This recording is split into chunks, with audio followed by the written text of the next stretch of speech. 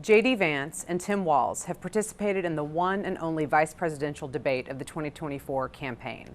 And the overarching theme of this event was civility.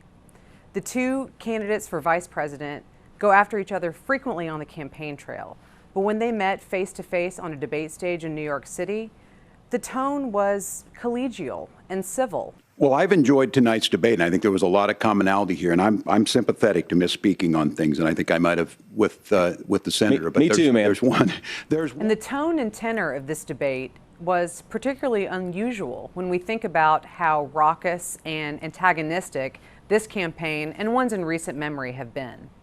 For two candidates to not only not overly talk over each other, but also to say that they agreed on many topics is something that we haven't seen in other debates this cycle and in ones that I can remember. There were a lot of places where Tim Walz and J.D. Vance disagreed.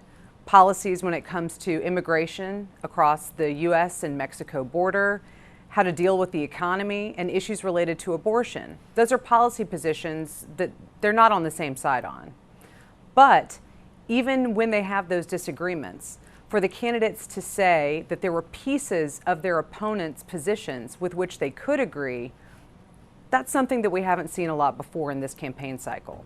But while Vance and Walz were primarily civil when they were talking to each other, each took plenty of swings at the people who were not in the room, with Vance going after Kamala Harris and Walz going after Donald Trump. Clearly, Kamala Harris herself doesn't believe her own rhetoric on this. If she did, she would actually agree with Donald Trump's energy policies. This was the only vice presidential debate scheduled for this campaign cycle, and it's likely the very last debate that we'll see at all this year.